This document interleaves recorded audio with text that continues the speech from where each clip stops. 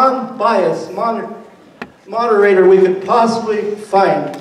Why? Because you're all running for office in Minnesota. So we imported someone from the wonderful state of Wisconsin. We found somebody who has a very warm heart, despite the fact that she is a vendor of frozen treats at the Flat Penny in Bay City. My fellow Toastmaster and the monitor for this evening's event, Lorna Ross.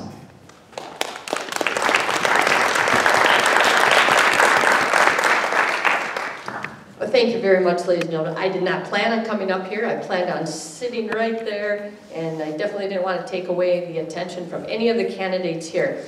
Welcome to, let's see if I can get this right, District 21, House of Representatives and Senate of Minnesota 2016 debate. Welcome.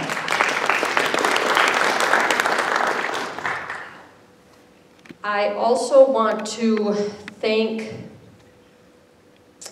the candidates. I want to thank you for taking the time to come here this evening and meet these candidates and representatives for Minnesota. I would hope that you feel comfortable enough to at least write down your questions and get them to myself or Doug. And just be comfortable enough to be able to get those questions out. I hope that you don't feel that it might be a silly question. If it's a question in your mind, then it's a concern that you have, and I'm sure that any of these folks would be willing to express their concerns with you. So please ask questions this evening. And I also want to thank all the candidates for their time and efforts for serving the community and doing what they do. It is not easy. My husband has spent a little time in the political light and the public eye, and it is not easy what any of you do. If it was, everybody would want to do it from a line right on out of the movie League of Their Own. If it was easy, everyone would want to do it. It is not easy, and we thank you very, very much for your time and efforts, and wish all of you best wishes on November 8th. And thank you again. And have a good time tonight. Have a good time. Be yourselves, because that's who you are, and that's all you really know to do, right? Be yourselves. All right. So Doug covered the reminders of silencing your electronic devices, restrooms, out the door to the right, through the doors and take another right. Scratch paper and pencils on the back easel, so you can write down your questions. Write me any notes, whatever it might be. So help yourself back there. Are you folks ready? All right, we did the Pledge of Allegiance.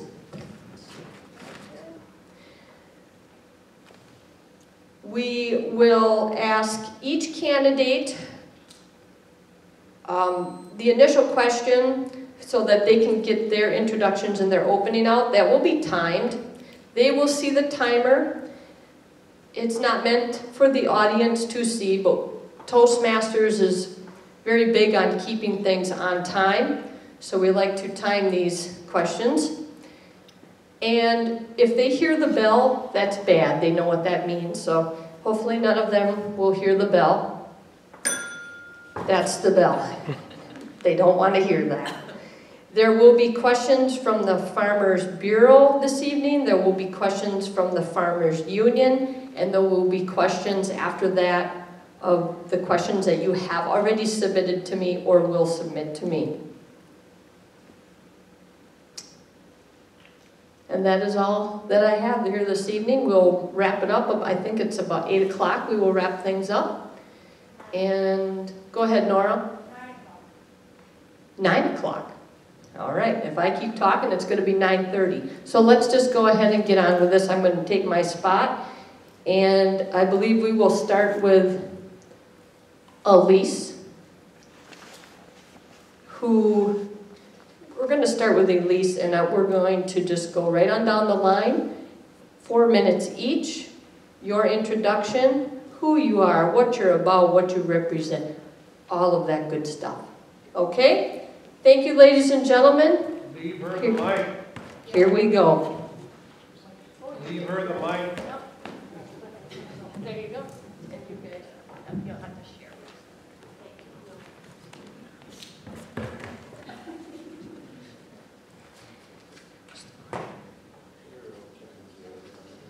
Do I just start whenever? Yes, go ahead, please. Okay. Hi, welcome. My name is Elise Dieslin and I'm from Elgin. I've lived there my whole life, besides going to school for 4 years in Duluth, where I double majored in political science and graphic design. I graduated spring of 2015, so I'm a pretty recent graduate. I have a quick story I would like to share with you. My dad is a teacher at my high school, and he's also a track and cross-country coach, which I also ran in high school. And there was a big race coming up, and I was really nervous, as many athletes are. And I went to him and I said, "Dad, what do I do? I'm nervous."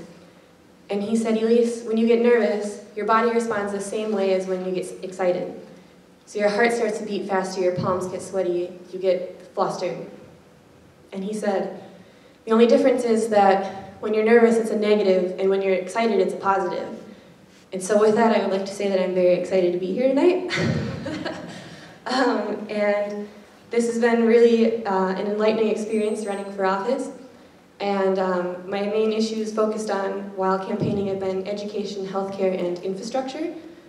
And I just would like to thank for the invite to be here tonight, and that's all I would like to say. Thanks, Elise. Thanks to the Farmers Union, Farmers Bureau, G-Crawl, everyone for having us tonight. My name is Lisa Bailey, and I'm running for the House of Representatives in District 21A. I'm from Red Wing. I actually grew up in Rochester, grew up driving on Highway 52. It was a big highlight of our lives when we got to stop at Kurt's Cannonball for cinnamon rolls. But I've been in Red Wing. I have 2 kids at the high school there. I live there with my husband. I have a small law practice, my own solo law practice. I'm a former prosecutor, criminal prosecutor. I look at things in large part through criminal justice or through social justice eyes, and really believe strongly in public safety issues. But for the last 8 years, I've been on the Red Wing City Council, and that's been a terrific experience. I've learned all about city government, a lot of things about county government. I used to work down in Wabasha County, and I really saw what it's like to be operating at the city government, local government level when the state government isn't doing what they're supposed to be doing. And it's been a great experience because we've had to try to get things done that the state tells us to do without paying for it. And that just doesn't work. And I think we need more people up at St. Paul who are willing to go advocate and argue on behalf of our community for our values and the things that we need here. And so that's what I like to do. In my day job as an attorney, I do that every day. I advocate for people. I argue their case. That's what I want to do for our district. I'm especially concerned about issues related to working families and economic development in our community. The schools, I think we need to invest in our public schools, and I'm looking forward to a vigorous discussion about these issues and agricultural and rural issues here tonight. So thanks again for having me. My name is Matt Schmidt. I'm your state senator here in Senate District 21. And for those who don't know, that includes just about all of Goodhue County, all of Wabasha, and large portions of Winona and also Dodge counties. And I'm a Red Wing resident. My dad is in the audience tonight, so folks, let's try to keep it civil if we can. I'm the son of a school teacher and a football coach. I'm a small business owner and university instructor. And in 2011, I decided to throw my hat in the ring and run for state senate. I was really dismayed by 2 state government shutdowns in the period of about 6 years, in which Minnesota certainly did not work. And I had grown up believing that Minnesota was a state that could work, and that folks could set aside their partisan differences and do what's best for the state. And so I ran. We knocked on 30,000 doors, put 50,000 miles on a Jeep that I still drive, and knocked on about 20 parades. And the promises that we made in 2012 when we were running Balance Minnesota's budget for the first time in a decade. No more games, no more shifts, no more gimmicks. Let's repay a school funding shift and invest in education in a way that's meaningful for rural Minnesota. And move past the period of budget strife where we had budget showdowns and state government shutdowns. And folks, I'm proud to say that we've been able to deliver on all three of those promises and many more. And in the Senate, I'm very proud to have a committee assignment sheet that I think lines up well with rural Minnesota. I'm on the Jobs, Agriculture, and Rural Development Committee as the Vice Chair. I'm on the Energy and Environment Committee, the Finance Panel that oversees investment in those areas, as well as our Bonding Committee that is very focused on infrastructure investment. And in 2013, I had a chance to have a gavel for the Game and Fish Subcommittee. So if there's any issues of importance in your life, recreating in hunting, fishing, or trapping, I spend a lot of time working on those issues and trying to promote those opportunities for Minnesotans across the state. And now moving forward, in addition to the accomplishments that we've been able to achieve in the last 4 years in Minnesota, a highly productive stretch in our state legislative history, I'm looking forward to making continued progress in issues that are important for rural competitiveness. Transportation, particularly roads and bridges in rural Minnesota, is going to be a huge priority in 2017. I'm proud to have served on the conference committee with Representative Tim Kelly from this area, and we had a bipartisan agreement to get something done this year. Also, I think healthcare is going to be a big issue in 2017. And I look forward to some questions in those areas because I think it's really worth delving into the details and talking about what sorts of things our state legislature can do to promote rural competitiveness and particularly in 2017, help folks out with healthcare affordability. Thank you for the chance to join you tonight. Hi everybody, Steve Dryskowski, State Representative, House District 21B. And I would like to thank you for having me here tonight. Thank you for putting this forum together, to the Farm Bureau, Farmers Union, C. Carl, and the other groups. It's been an honor and a pleasure to serve as your state representative for the last 9 years, and certainly asking for your vote as I run for re-election next month. I have had the honor over the last 2 years as the Republicans have gained the majority and ended the full control that the Democrats had of both the House and the Senate and the governor's office in the last biennium. And so in the last 2 years I've had the honor of being the chair of the Property Tax Committee, and in addition to being on that committee, I'm on the Taxes Committee, the Transportation Committee, and the Ways and Means Committee in the House. And so had the ability to craft some very good legislation. My background and my approach to this job has been one to hold the needs of the people first rather than the needs of the government. And so often, as people are running for office here and certainly at the legislature, the discussion seems to always migrate to one of a centric discussion around the government and the government's needs. And as we go forward, this huge state government that we have in Minnesota that has grown 500% in the last 50 years after we adjust for population growth and inflation, it's time for it to begin to yield to the people again. Because all too often, the people are forced against their will in a variety of ways, whether it's overtaxation or overregulation, to yield to it. And I would like to bring it the other direction. When I first began running for election and throughout, I like to think throughout my legislative career, I have focused on the values of our rural communities, the values of hard work, honesty, common sense, and personal responsibility. And those are the values I hope to take to the Capitol again over the next 2 years to represent the fine people of House District 21B. Thank you.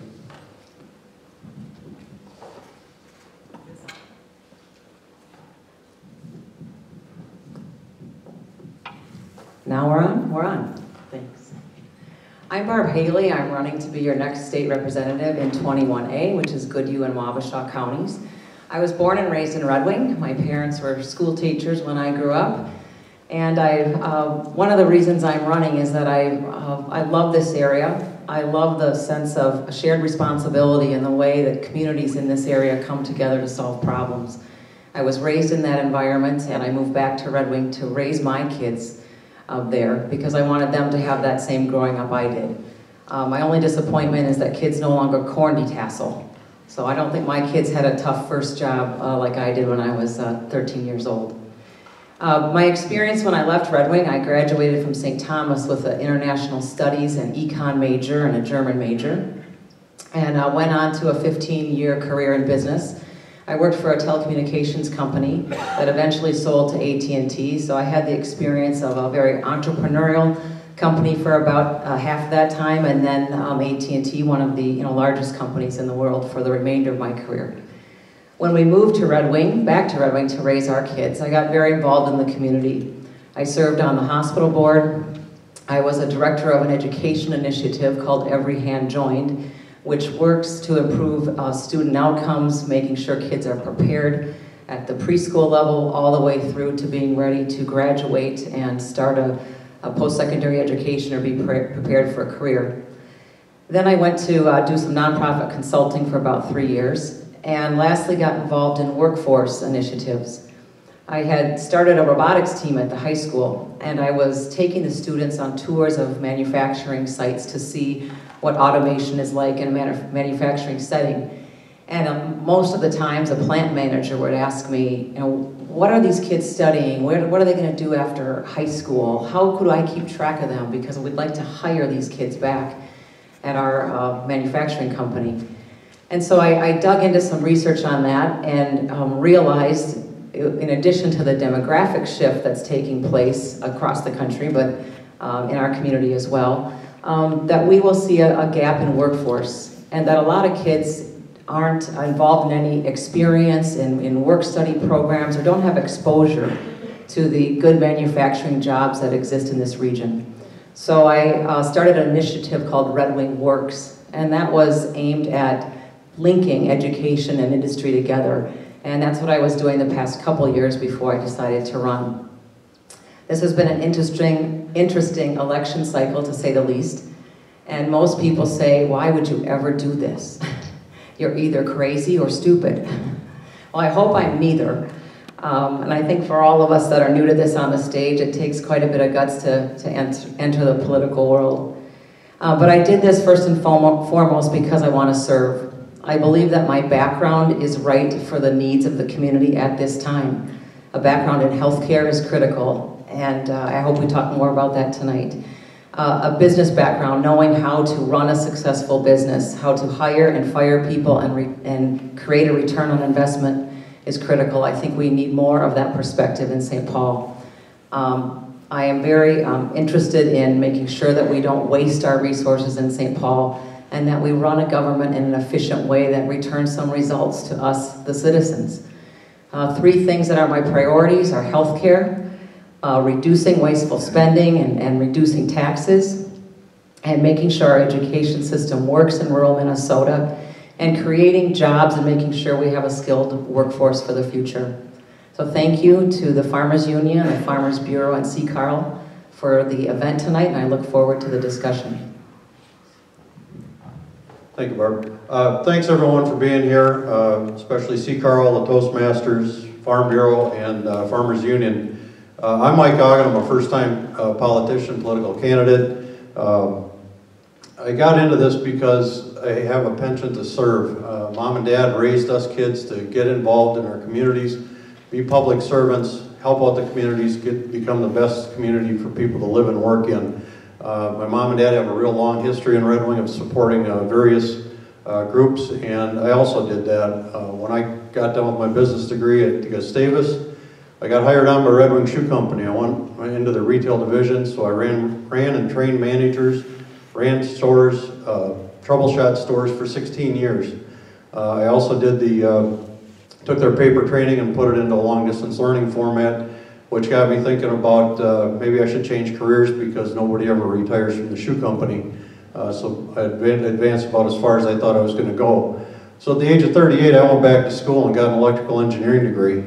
And jokingly told my wife if I can't get a job in Denver, maybe I can get one at the nuclear plant outside of Red Wing. Well, 12 years later, here I am. I got my electrical engineering degree. I came back. I started out at entry level at the power plant as a systems electrical engineer. And in 4 short years, I went from an associate to an engineer to an engineer to a certified project manager. That's what I do now. So I'm not afraid to take on challenges. In fact, I relish a good challenge because I like to see I like to solve problems, and that's why I'm getting into this, is because we have a lot of issues that need to be solved. MNsure is the biggest one right now that we need to solve. That has just been a colossal failure, and that's the first thing I want to really work on up there, as well as other major issues in the district here. Education funding, we've raised $2 billion according to Matt for education, but I'd like to know where that's gone, because right now our rural schools are underfunded about 30% based on the metro area schools. So we need to fix that inequity. I'm married. My wife Pam and I celebrated our 26th anniversary last Thursday. I have two sons, David and Dylan. My oldest one is a graduate student going for his doctorate in chemical engineering at the Colorado School of Mines in Golden, Colorado. And my youngest son Dylan is playing a second-year junior hockey down in La Crosse. And I couldn't be more proud of the fine young men that they've become. But the other thing to keep in mind is as a proven problem solver, there's a reason why I've been endorsed by the Minnesota Chamber of Commerce, why the Minnesota Farm Bureau endorsed me, Minnesota Citizens Concerned for Life endorsed me, and then just this last week I got the National Federation of Independent Business endorsement. And I also have an A rating with the NRA, because I truly believe in the Second Amendment, and we need to keep the Second Amendment as is. And I will strongly defend that amendment. So, but that's why I'm doing this. I fix things. I'm a problem solver, and I want to be the public servant. That's first and foremost. It's in my blood. It's in my family. That's what Mom and Dad raised us to do, and that's what I want to do, is be the public servant up at the Capitol. And on November 8th, I hope you vote for me so that I can be your voice and have the honor and privilege of sitting in your seat for Senate District 21. Thank you. Thank you very much, folks. Candidates, I should say. Thank you, candidates. I'm going to ask some questions from the audience first. When you respond to these questions, you will have 2 minutes to respond. At 1.5 minutes, the amber light will come on. At 2 minutes, the red light will come on. And then at 2.5 minutes, the bell. You don't want to hear the bell, remember? If you do hear the bell, you will not have a chance to respond to the next question. So you really don't want to hear the bell. The first question will be, I'm going to start with Lisa.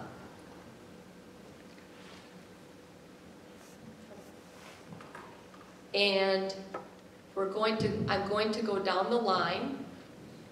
So Elise will be the last person to answer the same question. Okay. First question from the audience: what role should the state play, if any, regarding broadband in rural areas? Well, the issue of broadband, access to broadband, is something that we've had to deal with in our community, in our district. We just don't have the same access that they have in urban areas, and it's something we need. I look at this as really, if we're going to be on a level playing field in terms of economic development in our area, we need access to high-speed internet, broadband. We need to be able to attract people to this area who can work from home. We need to be able to attract businesses who can use the broadband access for their businesses. And we need to retain the businesses that are here who would move elsewhere if it wasn't provided. I know that there has been, and I'm sure Senator Schmidt will speak about this, there's been an investment the last 2 years in broadband development. I think it's something we need to continue looking at. In Red Wing, we did not have broadband. We looked at whether or not the city should actually invest in it. We thought that probably seemed like a disaster, but we just were sort of stymied. And then HBC stepped in and actually decided to provide broadband and high-speed internet, and that's been a fantastic thing for the city. But we were very fortunate. That just happened, that HBC happened to step in. Most communities don't have that and simply can't afford to do it on their own. So I think that, and I'll allow Senator Schmidt to speak about some of the details of that, but I do think it's something that we need to look at. I look at it as something like, I think we call it the rural electrification, as similar to that. Until electricity was available everywhere, people were really on a level playing field. And it's a similar issue here. Of course, if private enterprise can do the job, that's who we want doing it at every step of the way. But if there's a role for government to play where it can be cost effective, where we can be reaching homes that weren't otherwise reached, then that's certainly something I think should be looked at. Well, thank you for the question. I think this is a really important one, and it's something that the legislature can do more to help rural Minnesota. You know, I've called broadband access the great equalizer for greater Minnesota. And as it stands right now, about 20% of homes and businesses around Minnesota lack access to high-speed internet. And when you look at how important it is to our day-to-day lives, whether it's accessing distance learning material for our students in K through 12 or college, or those who want to get job retraining later in life, distance learning, of course. You have telehealth, you have precision agriculture, e-commerce, e-government, a whole host of applications for high-speed internet. They can improve our day-to-day lives and make rural Minnesota much more competitive. And so I'm very proud of the efforts that this Senate has undertaken. Prior to this Senate taking office, we had governor's task forces that met with incredibly talented people that put forward recommendations, but little was done in Minnesota. And so what we did in the last couple of years is we created a nation-leading competitive grant fund, our border-to-border grant fund, that matches some state dollars with local and private dollars as a 50% match to extend high-speed internet access to the hardest-to-serve areas in Minnesota. Those areas where you see a market failure. You just have sparsely populated areas or geographical barriers. The private sector just isn't interested in investing in those areas. But the businesses, the farms, and the communities that lack the access are losing. And so what we've been able to do on a bipartisan basis, in a way that's brought together folks from rural Minnesota and from the suburbs and from metro Minnesota, is we've created this competitive grant fund. We've connected over 12,000 homes and businesses and farms with high-speed internet, and over 100 community anchor institutions like schools and libraries and hospitals. And in this session, as frustrating as 2016 was, this was probably the highlight. On a bipartisan basis, we doubled down on our investments in broadband, and we hope to extend the connectivity to another 20,000 homes in rural Minnesota. This is something that is working. I'm very proud of our efforts, and I hope to continue those efforts to make Minnesota competitive in the broadband sphere. So thank you. I've got a little different outlook on this, and have shared it with my colleagues in the House. Some of us in the House and the Senate suggest that there's areas in the state that don't have access to broadband. There's satellite broadband. HughesNet is virtually every place in North America, probably every place in the Northern Hemisphere can get broadband access. The question is, what type of access are you looking at? And what we have here is government then coming in and setting a standard or a bar that says, our definition of broadband is this much bandwidth. And then they'll change it, and they've done this recently, and they'll say, no, it's this much bandwidth. And then after we spend the money to bring everybody up to that, they'll say, no, it's this much bandwidth. And they'll keep moving the bar, all the time taking money from people who are already paying the private sector, which has the ability and is working hard out there to bring broadband access. As a matter of fact, I talked to the chair in the House of the Jobs and Economic Development Committee, Representative Garofalo, and he pointed out that the new technological breakthroughs in wireless internet are going to make this entire effort around broadband look foolish in only a couple of years. So when we have government coming in and interfering in a place that the private marketplace is, can, and should be functioning without, and of course, we have to remember, where does the money come from to pay for this? It comes from people that have it confiscated from them, many times against their will, and in this case, a lot of them already paying for their own internet, and they are being forced to pay for other people's internet beyond what they would otherwise pay themselves. So I have not supported this in the House, and I think it's one more place where government wants to find a role where they can. Of course, we have the power to do that, but the question is, should they? And my response is, they should not.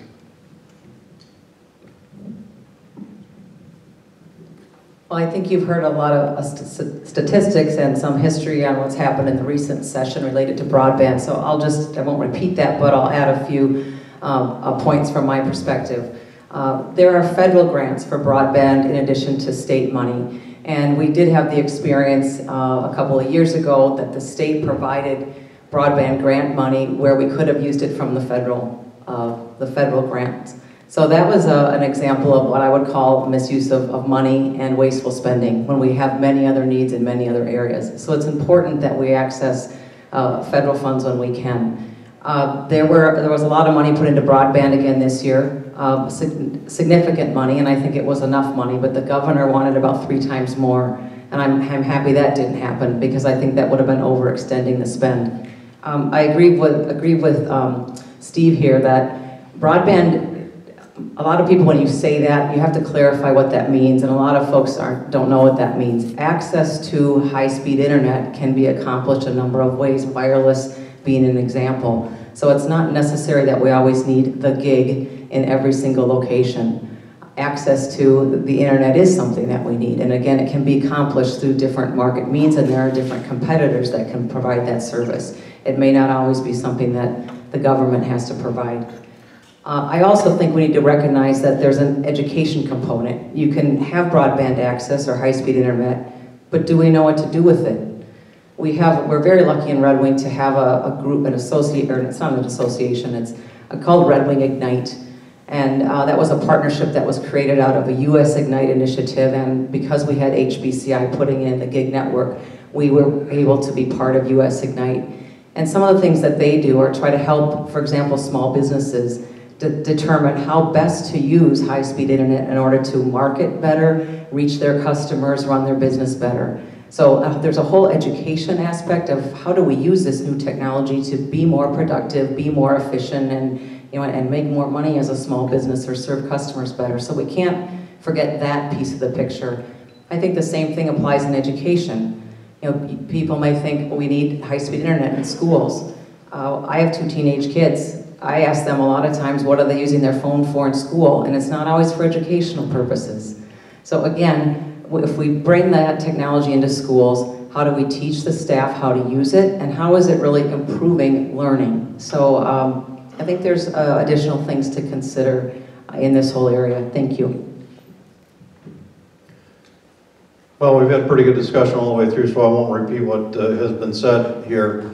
But you have to look at the economics of it all. If you're trying to bring that wire in, whether it be a coax cable or a fiber optic, you're going to be spending a lot of money. You're going to be doing a lot of infrastructure that, in the end, it's probably not going to be an economical choice to do. You go through the countryside, you go up northern Minnesota, you see satellite dishes on everybody's home. You can get satellite internet, you can get wireless internet. Cell towers are going up all the time. The broadband widths in those cell towers are going up constantly.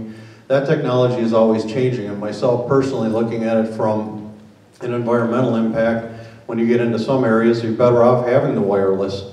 It's a much less impact on the environment than when you look at bringing in all the equipment to be putting in all the cables and fiber optics and that, and going directly to the house, whereas when you can take advantage of a wireless connection via satellite or cell tower, I think that's a much better use of our time and money and resources, and I think you're going to find that private businesses are going to be much more willing to do that because it opens up a lot more possibility for them to expand their services in various communities. So, thank you.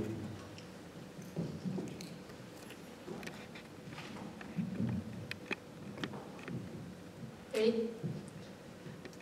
So I think that it would be a good thing, especially in rural areas. The metro area has 95% has access to broadband, where rural Minnesota it's about 75%. So we're already behind in broadband. I think even within our rural communities, it would help our neighbors that maybe can't afford it. And sometimes for-profit organizations or companies can take advantage of that too. And so if we can have possibilities for people maybe with lower incomes or don't have that ease of access to broadband, that would be really helpful as well, especially because think of what we do in our everyday life. Most of it is done through the internet, whether or not you're doing it for something leisurely or running business or education. And as a recent college graduate, I was on the internet all the time working on different research projects, or in my graphic design classes it was a necessity. It's just become an everyday need for anyone in our communities, and I think that it would be really important, and we'd be really missing out on a great opportunity for people in rural Minnesota to have access to broadband internet. Thank you, candidates. Second question, we will start with Senator Schmidt. This year, voters will see a constitutional amendment on the ballot. It reads something along the lines of, shall the Minnesota Constitution be amended to remove state lawmakers' power to set their own pay and establish a citizen-only council to prescribe salaries of lawmakers?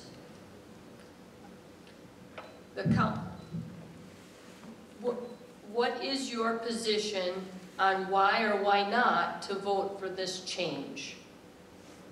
This is a good question. Anytime that there's an issue on the ballot that amends the Constitution, I think it's important for a robust discussion of it, the pros and the cons.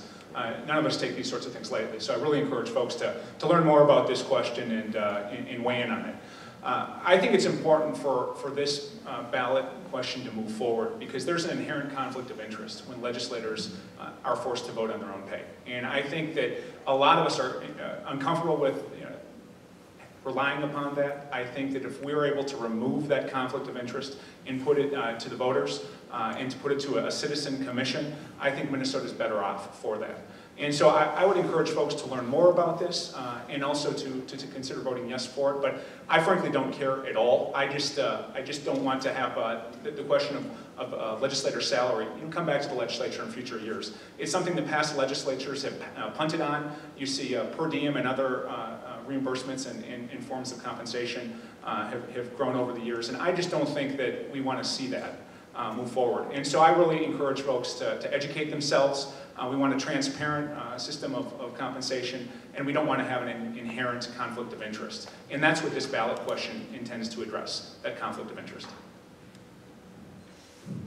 Here in Minnesota, in our Constitution, we are designed as a part-time citizen legislature. And what that means is that you go to St. Paul, you serve the people, you pass laws, and you go back to work and live under the laws that you created with your neighbors and your constituents in order to experience those laws. And this move to bring this to a commission, as a matter of fact, we have had a commission. We've had a commission that has reported to the legislature, I believe, every single year. And I don't remember how far back. I do know for the last several years, this Citizens Commission has come back with a $10,000 increase that they've recommended to the legislature. Now, there's been a few votes on increases in pay. As a matter of fact, the Democrats in the Senate passed a proposal last session, the session before, to raise the pay. And the Democrats in the House brought a similar one. I don't know that it was voted on last session, so they didn't have the courage to bring that one forward in the House, but instead brought forward this bill to put it on the ballot. And not to put it on the ballot then, this was back in 2013, but to put it on the ballot 3 years later. So think about that. 3 years later, when people largely have forgotten about the vote and it just kind of comes out of left field, kind of like this amendment has. And so what we have here is people in the legislature that want a salary increase but don't have the courage to vote for it. There was wisdom put forward by our framers in putting this in the Constitution the way it is. As a matter of fact, it's very difficult to raise the salary the way it is now because people don't want to take that vote. And that's a good thing. But what this would do immediately is provide for a $10,000 increase. Thank you.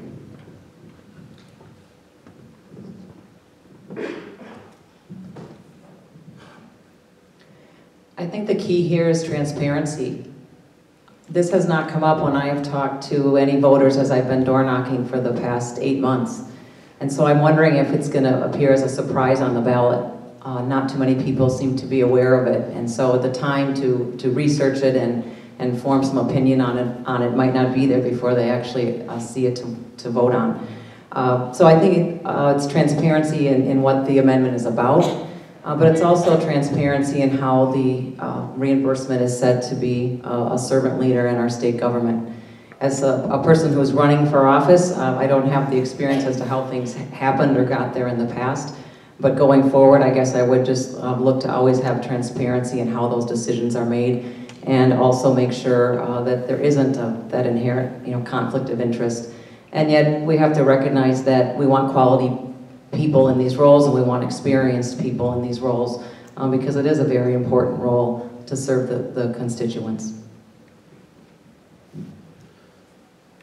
This is a really interesting constitutional amendment, if you want to really call it that. Conflict of interest, it's not. I mean, when you look at what this constitutional amendment is all about, for transparency from what we're hearing from the Democrats, look who gets to appoint the board, the commission. It's the governor and the Chief Justice of the Supreme Court. So how is that going to be a real bipartisan, totally citizen-led commission? It's not. It's going to be totally political, and it's going to be taken from us again and sticking it to the taxpayer. Last year, the Senate Democrats voted themselves a 35% pay increase. Fortunately, it didn't go through the House Republicans. That 35% pay increase on $31,100 works out to over $10,800. It's just another way for the politicians up there at the legislature that want to get themselves paid more money and not have to be held accountable.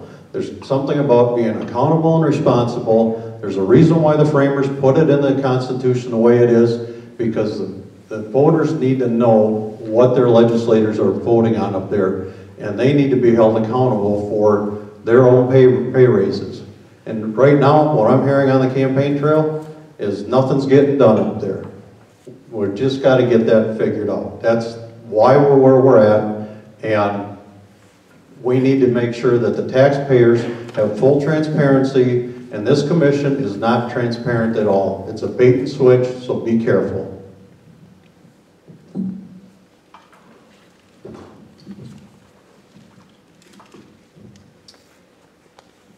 I support the change. I agree that I think it's a conflict of interest. I think it should be a separate entity entirely, because where in the real world do you get to set your own business as an employee? But from what I understand, though, the salary hasn't been raised since the late 90s. And this is the first time I've run for office for anything. And I couldn't currently afford to quit the current job that I have. So I would have to figure out with my current employer how to keep my current job and also run for office because of the current salary. But I don't think that I can speak on necessarily raising it any specific amount, because again, I'm not a current legislator. But I do believe that it should go out to a separate entity, totally separate from the government, because it's just a conflict of interest otherwise. Well, I actually disagree with Elise on this particular issue. I'm really hesitant to amend the Constitution unless it's absolutely necessary. And I recognize we're not talking about the United States Constitution. We're talking about our state constitution, which has a lot more amendments, a lot more complications than we probably all even know about. But I think we need to be really careful when we make changes to that. I'm very concerned about this issue that Barb raised, which is that we need quality people. It's a lot of work. Certainly the sitting people here all know even more than I how much work it takes. But I still think that having a separate commission, I worry about the political issues. I worry about who's going to get appointed to that. How are those people then held accountable? Of course, we could, I suppose, vote the person who appointed them out of office, but that seems so distant that I worry about that, and I'm concerned about that. Now, on the flip side, and so I do think it's a good thing to have the legislators themselves have to take these difficult votes.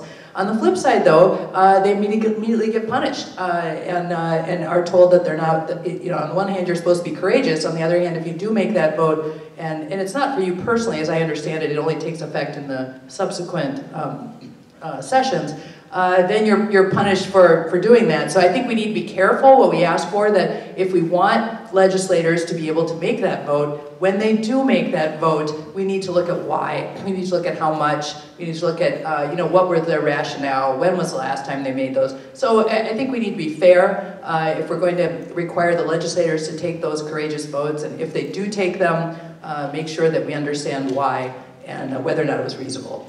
Excuse me. Thank you, candidates. Question number 3. Representative Drakowski. What are you planning to do, if anything, about MNsure? Well, what we need to do is we need to kill it and bury it first. And then we need to reintroduce the private sector free market controls that were in place before they were stripped out when we introduced this big displacement of government in 1/6 of Minnesota's economy. We passed each of the last 2 years in the Minnesota House provisions in the HHS Omnibus Finance Bill to repeal MNsure and to connect Minnesota up to healthcare.gov, like a growing number of states that had private exchanges are doing.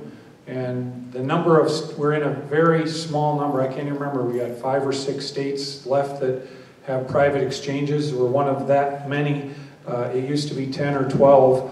Hawaii, Oregon, and other states have gotten rid of their exchanges and connected to healthcare.gov and put them in a position where they don't need to waste the people's money anymore. We in Minnesota have wasted over $400 million to build a system that has failed over and over and over and over again. And we see only now the rates that have come up in the insurance marketplace because of this intervention that government has made in the private market. 14% increase or 17% increase 2 years ago. Last year, 49% increase in rates. This year, a 50 to 67% increase in rates. And on top of that, they're putting caps on the amount of enrollments that can happen for private sector enrollees. We are having rationing of health insurance in Minnesota because of MNsure. MNsure is hurting families, it's killed at least one person, and it needs to go away.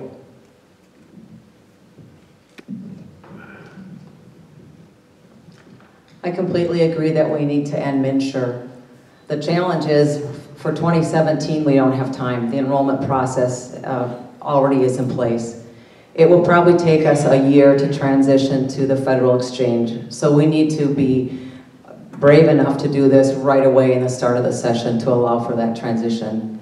I completely agree in the waste of $400 million when Minnesota had one of the best healthcare systems in the country, and we have managed to ruin it in a very short period of time, and for no good reason. The federal exchange was there, it was an option, but folks in the legislature and the Democratic-held government decided that they were going to build their own without consulting outside experts, without consulting actuaries, people that worked in the insurance industry, or companies that are used to building databases. They didn't consult anybody.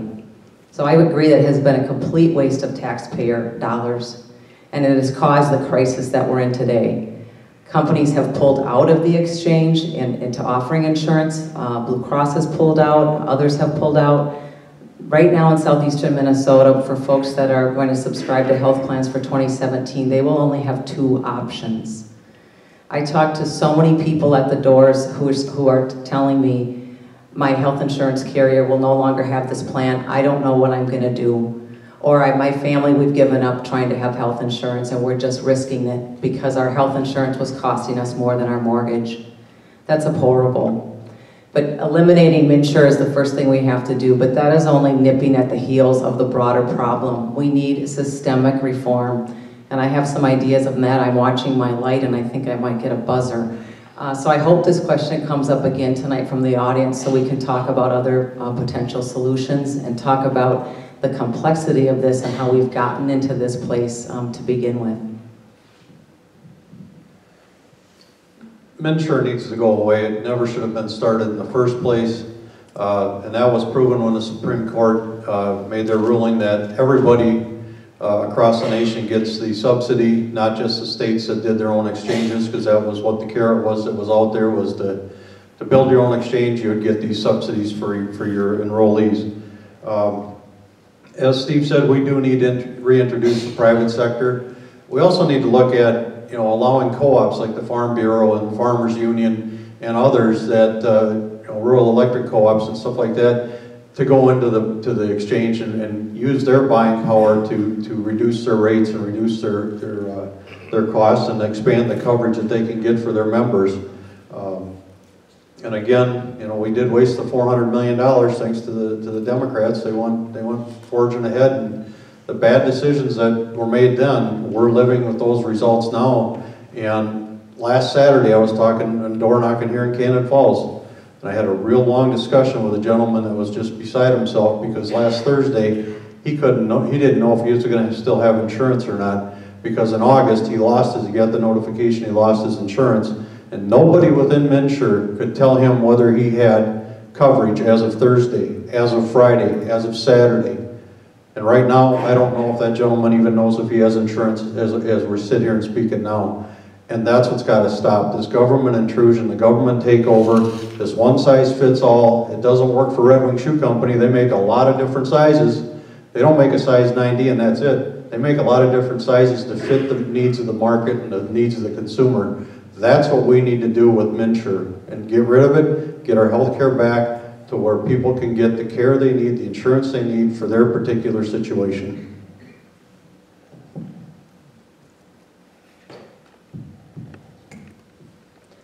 I'm going to disagree with the first three that have spoken.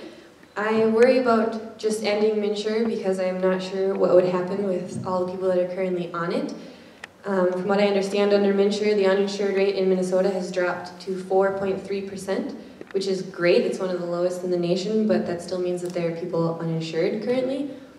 And we need to figure out how to get more people in there and also lower the cost of insurance. When MNsure was rolled out, anytime you roll something out, there are going to be tweaks that you see in hindsight and afterwards. And I think these people that we currently see as falling through the cracks can still be caught and still be helped out. And I would continue looking into how we can further tweak MNsure, and I would be very, very wary of just ending it as is. Thank you.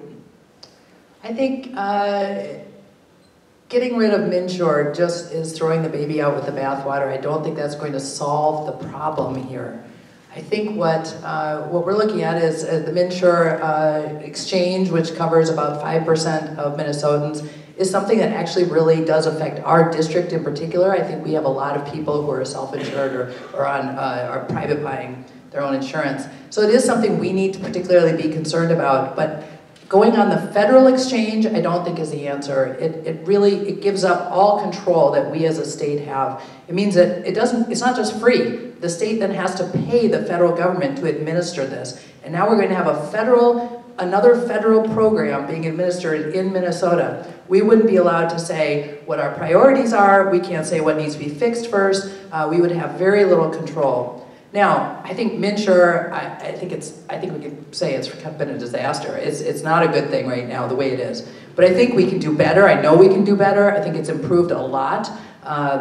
I think there are things that we can do both as the government has been, or the legislature has been looking at what needs to happen. We need to basically increase the pool of people who are covered by that. And there are things that we can do, and I think they're going to have to be pretty major things to increase that pool, and we're going to have to be creative. And whether that means looking at giving people the option to buy into Minnesota Care or looking into buying other kinds of care that would then be on the MNsure exchange, I think that's something we need to consider. But I think that blaming MNsure for the high cost of health care is like blaming, Travelocity for the high cost of airline tickets. It's not exactly the same thing. It's not just a website. It's more than a website, but that's not the reason why the healthcare costs are high. MNsure absolutely needs to be reformed. Don't get me wrong, but I don't think that's going to solve our healthcare problems. We're going to have to look more globally than that, and we're going to have to do it immediately. This is something that's affecting everybody. Folks, I've been pretty consistent with my concerns over MNsure. I think there's no excuse for its rollout. It had trouble out of the gates, and I think it's on thin ice in Minnesota. And I'm open-minded to drastically reforming it or to eliminating it altogether. But we hear folks talking about a one-size-fits-all approach. And that was our alternative. After the Federal Affordable Care Act was passed, Minnesota had a choice. Do we go in with a one-size-fits-all approach that would be administered by the federal government? Or, based upon Minnesota's successful history in this area, do we create our own state-based exchange? And we did. And I have to tell you, it's had mixed results so far, but it does offer some promises moving forward. We could use our state-based exchange to offer state-based tax credits that could provide instant relief on a monthly basis for folks struggling with their monthly premiums. If we don't have a state-based exchange, that tool is off the table. We also have the opportunity for allowing individuals in a failing individual market that affects approximately 5% of Minnesotans, but those who are affected are really affected in a profound way. We would provide them with the opportunity to buy into successful existing programs that are cheaper and that provide high quality care for working Minnesotans. Minnesota Care, for instance, is a vestige of Republican Governor Arne Carlson's administration about 25 years ago. And that's one example of a program that individuals could buy into if they don't have affordable choices in the private market. Also, you could allow folks to buy into the same plans that public employees or even legislators have. I think these are all options that could help individuals out. And you also look at other options for us in the deeper challenges with healthcare costs. And you can look at the reinsurance approach that the state of Alaska has taken that was editorialized by the Star Tribune earlier this week. I had a bill this last year that would have moved forward with that sort of approach. And I think we also can look at redrawing geographic rating area lines, seeking a federal waiver to level the playing field in rural Minnesota. There's a lot of folks who seek care in the Twin Cities but live in southeastern Minnesota. Or a lot of folks who live in southeastern Minnesota seek care in the Twin Cities or vice versa. I think leveling the playing field through a federal waiver that would allow us to redraw the geographic rating area lines could go a long ways in helping some of these problems out.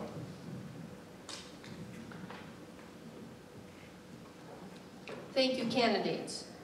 I want to make a point of clarification, though. The MCHUP program that Arne Carlson started is no longer in vogue.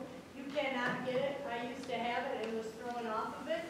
And also that with the different subsidies that you've mentioned, that once those subsidies, you get that, they put a permanent lien on your property, and as a landowner who tries to farm, you cannot expand your business or get any kind of a loan or pass it on to your children once they put the loan on, because it's a permanent lien. Thank you. Okay, and thank you. Would any of you like to comment on that? You don't have to. Would you like to? Not at this time? Okay. Question number 4, since we're on the healthcare topic. What do you think about Governor Dayton's effort to get an exemption from Obamacare to begin single-payer medical care in Minnesota? Yes, I'm sorry. Thank you, Barb. Based on what we've just talked about and the experience with the Democratic-controlled Senate and governor, I would not trust the governor's proposal to, again, try to manage 1/6 of our economy. I'd like to suggest one possible solution. The individual market, this is the market that currently is in crisis in Minnesota. We used to have a program called MSure, which it was the Minnesota Comprehensive Health Association plan. This took the highest risked individuals, the sickest of the sick, and provided a plan for those individuals. When that went away with ACA and Obamacare, those folks became part of the individual pool. And to have the sickest of the sick part of the individual market is one of the biggest factors in why the individual market rates are up 45, 55, 60%. So that was a bad decision and a bad model. We need to figure out a way to get back to what we had before with Minnesota Comprehensive Health and look at a reinsurance model that we could insure those folks under. And I'm stating obviously that they need an insurance model, but we had one before that worked. And so if we can go back to something like that, that would help stabilize the individual market.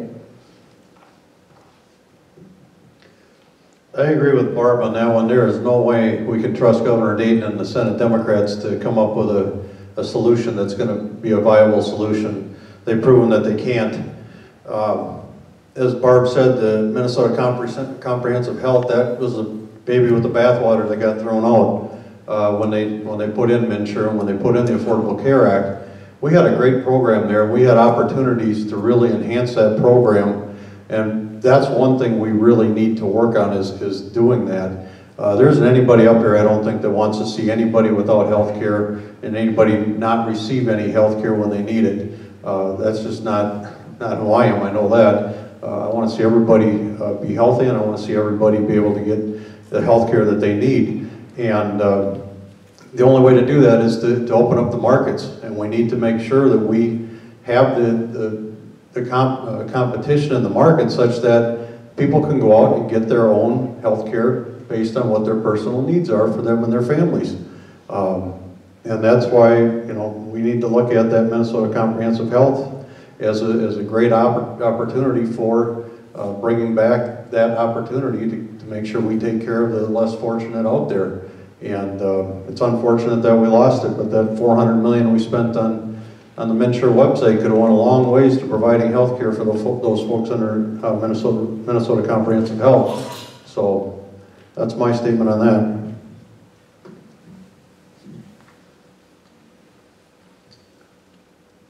I think single-payer healthcare could be beneficial, but I think you could also do it in a system where private healthcare also lives and breathes in the same space. And so if you can't afford maybe the private provided healthcare, you could also go through a government-funded option.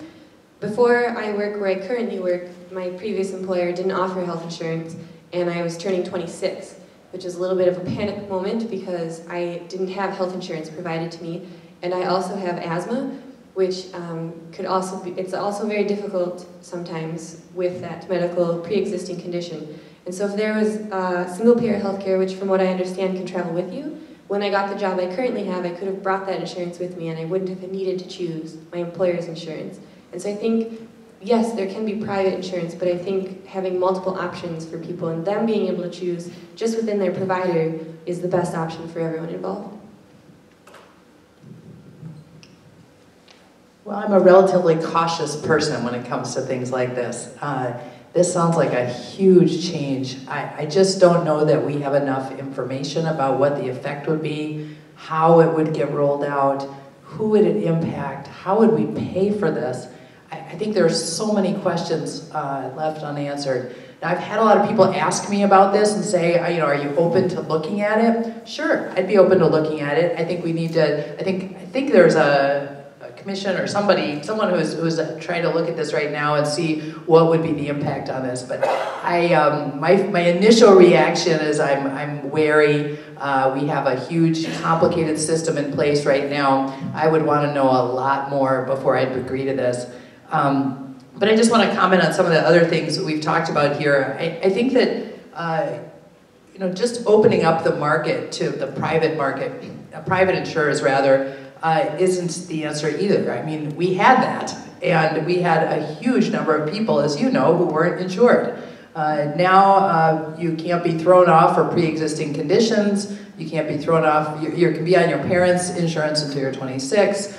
So we have a lot more people who are being insured. That means we have more sick people. We have some more people who are very sick. And this has really upset the pools. This has made it's a whole new ballgame. And I think it's going to take us a while before we get there. But I would be open. I like the idea of the reinsurance model. I think we need to possibly look at placing exceptionally sick people into maybe they'd be a separate pool, like something with the MNsure or something. But I think we've got to be open to all of these ideas. But I think doing it with some type of state exchange so we can keep that control in the state is is a good idea. You know, to echo some of the concerns that were raised by my colleagues up here today, I think this is not the system that we would create if we were to start from scratch, but this is the system that we have. And I think we have to be very wise and cautious and pragmatic in how we move forward. And I think the worst thing that we can do is lunge erratically from one side to the next. We've got to be very studied in what Minnesota does next. And so I think, you know, we've identified a number of different options. You know, I think movement to single payer is not in Minnesota's future. But I think having targeted solutions that address our biggest challenges is what we should be focusing on. And right now, that's a failure in the individual market in Minnesota. That's affecting 5% of Minnesotans, but it's affecting them in very serious ways. And so the ideas that were raised previously, I think, have a lot of merit. And folks, these are issues that I have been working on, that I am poised to start in 2017 to get done with a legislature that's willing to move on them.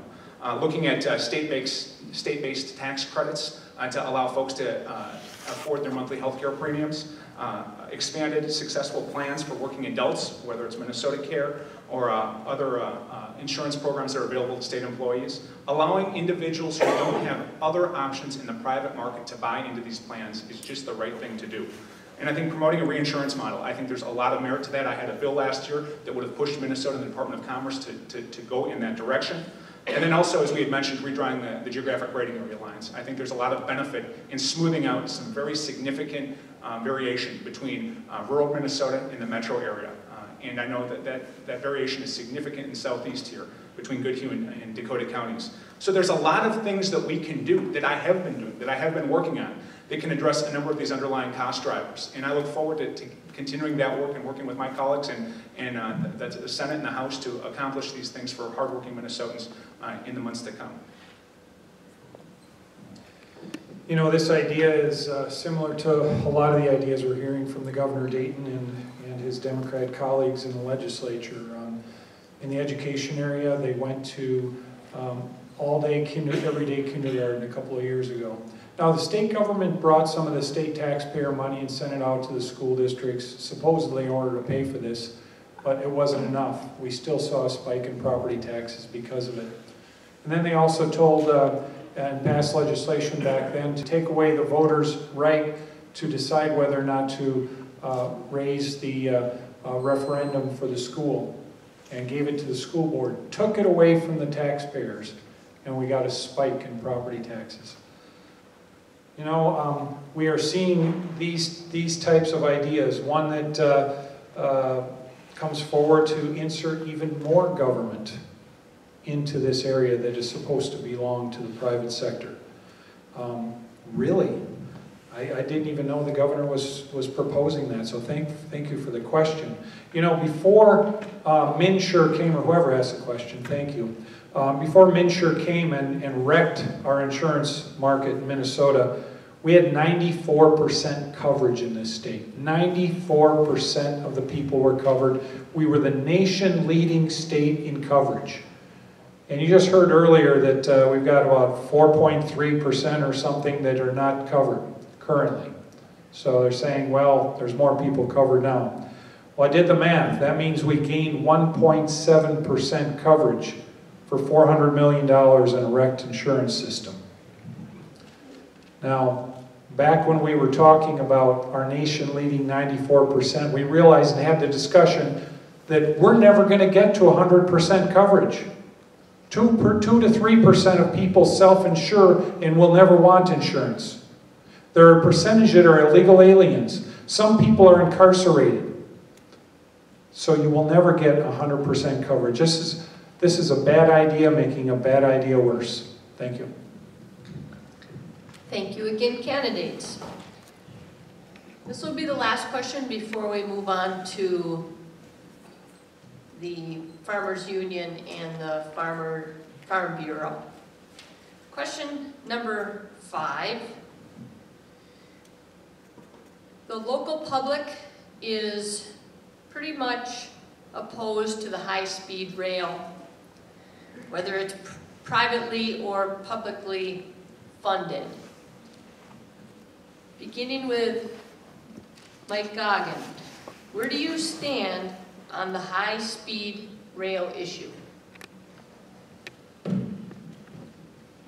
That's a great question. I really spent a lot of time looking into this originally because, you know, early on a few years ago, Cannon Falls here was going to have an interchange a little closer to where the one was at the original spot. But then what happened? Rochester Mayo and the Destination Medical Center moved that intersection down 2 miles. And so now that changed this landscape along Cannon Falls, and all those businesses along there shuttered their doors and windows. McDonald's is not open 24/7 anymore. So along with this, you've got a Chinese company that wants to come in here and build a high-speed zip rail. They want to make Goodhue County a flyover county. It's like the Jason Aldean song, Flyover States. Well, we're going to be a flyover county. 50% of this rail line goes right through Goodhue County. So my concern is what's going to happen when this thing gets built, if it gets built. We're going to end up with something that's too big to fail. Everybody likes to have their trains, and they're going to feel good about it because they're saving all this, they're making this a wonderful transportation system. I'm all for infrastructure improvements. I'm all for building infrastructure for the 21st century, but Highway 52, Highway 56 are nowhere near their limits. So my proposal for the zip rail is three-pronged. There will be no government money given, borrowed, or anything for this project. There will be no eminent domain for this project. Willing sellers, willing buyers on the land. Finally, I work in the nuclear business. We are required by law to have a fully funded decommissioning fund when our nuclear plants reach their end of life. So with a zip rail, if it does get built, this way you have a fully funded, fully vetted decommissioning fund that will take that zip rail down and it will not pass on to the state taxpayers.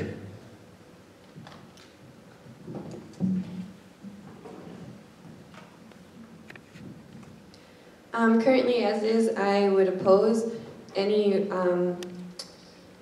addition, I guess, into high-speed rail. From what I understand, it's all in the current research phase and nothing has been decided. I think that it would affect too many landowners in my district of 21B, and I think that there are other things that we can do currently in the district, especially if you're thinking about shuttle systems maybe from the outside towns to Rochester. I know that there are a few of those already in existence, but they're very minimal on the people that can affect actual transport into Rochester. I work in downtown Rochester. I travel every day by a car because I have no other option currently. I know that there are Mayo systems to get from Elgin into Rochester, but I think that if we were to broaden that scope, that would work well. And so I think to start in 21B and start in our district and see what we need first is the best place to start. And I would leave high-speed rail as is, and I wouldn't go into it any further currently. Thank you. A couple years ago, I spent 3 years representing farmers out of Plainview whose land was being crossed by Xcel Energy with the CapEx 2020 project. Excuse me. 3 years. We went to hearings. We had a trial in front of a judge. I mean, it was a long, horrible, emotional process for this farmer. They ultimately, the eminent domain laws are so strong in our state, in our country, that, especially in Minnesota, that they really had no option. I mean, we fought even just to get it moved a little way up far from their farmhouse, and we struggled and fought, and that really informed my opinion about eminent domain. Before as a lawyer, I learned about it. I thought, oh, okay, that's just what the law is. But when I saw how easy it is for corporations, not public governments, where you're supposed to be taking that land for public use, but corporations. Now, of course, electricity is a public use, so they immediately got it. That really made me pause. And then when I heard about this project, and I thought, Highway 52. They're going to build it all the way up from Rochester, all the way up to the cities, and I thought, what? This is just not going to go well. I'm particularly concerned about the environmental impacts that this project could have, and then the eminent domain issue. I mean, if we were able to do something where there were willing buyers, I just don't see how they would possibly get willing buyers all the way up and down for this project. But probably at the end of the day, what really concerns me is that the taxpayers would be left holding the bag on a half-finished project. I just don't see this as such a huge project that you would need government funding for it if you were to do it. I don't see any excitement about government funding, and so it's certainly not something that I would want to support. In terms of not spending any money on it, my one concern is that if we do that, we don't leave any money in the bank, or I guess set aside if we have to fight it. That's my one concern. So other than that, I certainly just don't see any reason to support this. Highway 52 has done us perfectly well. All right. I'd like to be perfectly clear on this, folks. Until we see any tangible benefits for corridor residents in Goodhue or Dodge counties, or anywhere in between the ending points, I stand firmly opposed to this development. We have to protect the interests of those folks who would be mostly affected by this. And folks along the Highway 52 corridor in particular have been through the ringer with Elk Run, with potential wind farm development, with you have CapEx, and now high-speed rail. And so I really sympathize with the folks who feel anxiety on a daily basis over this issue. And I think what we need to do is we need to continue to stay engaged and drive for answers to our questions, those questions that don't have answers yet. And what's frustrating about this issue, and frankly folks, anything that deals with rail in Minnesota, is that federal preemption severely limits what our state legislature can do. It has been a frustration for legislatures for years, for transportation and public safety committees for years. There's only so much that we can do. And I've been very engaged with C. Carl and other groups over the last couple of years. I've educated myself on what can and cannot be done. I think the most constructive use of our time right now is to push for structured, transparent, and accountable public engagement, so that folks in this audience and beyond who have concerns about what could happen can be part of the process for getting answers to those questions, and not simply sitting and wondering, well, what's going to happen next? I don't think any of us deserve to learn about what could be affecting our daily lives in the newspapers. We want to be active in this conversation. And so I remain incredibly skeptical that this might ever happen, but we've got to be prepared. And that's why it's important for all of us to stay engaged, for us to drive for answers to these questions, and for us to focus on the things that we can do.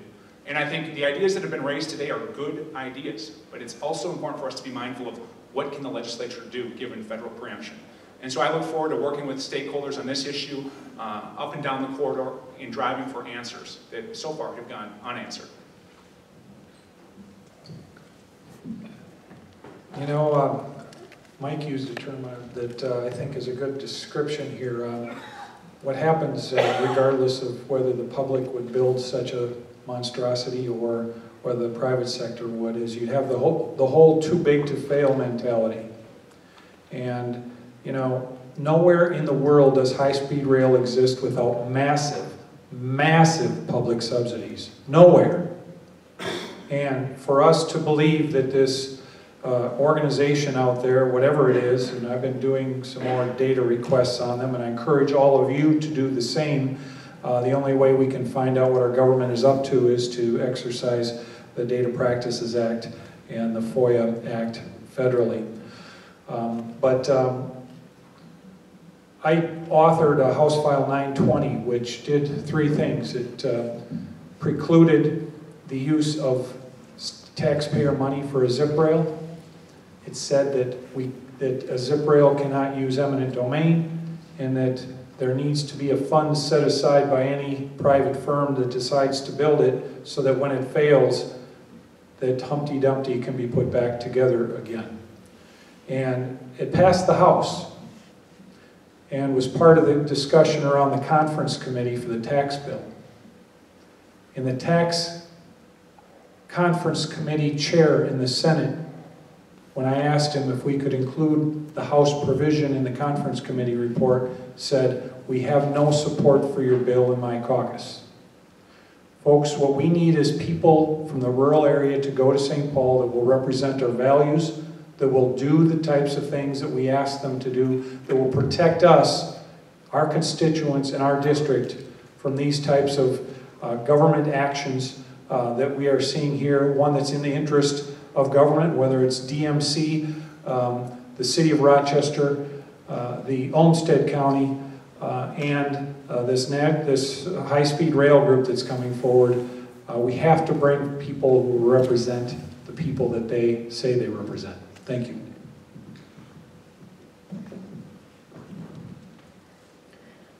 The situation with this high-speed rail and North American high-speed rail has been quite the winding, twisting tale, and I commend the folks with the C. Carl group for staying on it, because there's a lot of research and peeling back the onion to try to figure out who's running the show, where's the money coming from, who's making the decisions, and there hasn't been a lot of transparency to the citizens in this district, and that's first and foremost very concerning. I would echo what's already been said tonight. I am not in support of the project, no state money, no use of eminent domain, a clawback clause, as Mike alluded to, so that we wouldn't get stuck with a failed enterprise and us picking up the tab. Two things that haven't been called out. If it was to be built, there's also the cost of the loss of productive farmland that would be taken if eminent domain was allowed. Millions of dollars in productive farmland to our state. Also the loss of property value for people that live along the Highway 56 and Highway 52 corridors. Millions of dollars in loss of property value. So this project has concern upon concern, and I stand with the citizens in this region that we are not for it. Thank you very much, candidates. I'm going to ask a series of questions. The Farm Bureau, I will start with the Farm Bureau question, and then I will switch over to the Farmers Union question. Starting with Elise, I would like to ask the question from the Farm Bureau. A water question. Water quality continues to be a topic that is discussed often, both legislatively and in the press. What actions could be taken to address water quality concerns?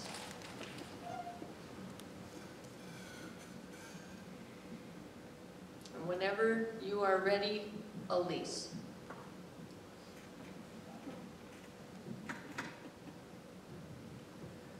I'm going to be honest with this one, and I'm not quite sure. I haven't heard much in my talks with people at the doors about water quality. I know that there are buffer zones, and that helps with water quality too, but I just am not an expert enough in this to speak to it much further. Thank you. This is something we deal with in Red Wing, and on the city council we've had a lot of discussions about it because of course, you know, with our karst geography and the way we're located and the location of the Cannon River and the Mississippi River, we've got stormwater quality, stormwater management issues, and then we've got water quality issues.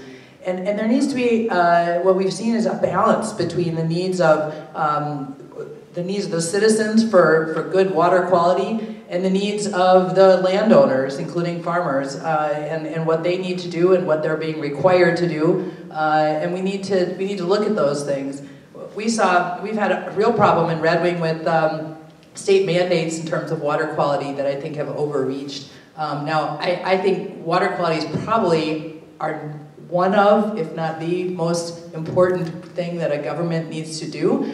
Make sure that we have clean water to drink and bathe in, and you only have to look at Flint, Michigan to see where they fell down on the job. But we need to do it carefully. It's extremely expensive to impose water quality mandates on local governments.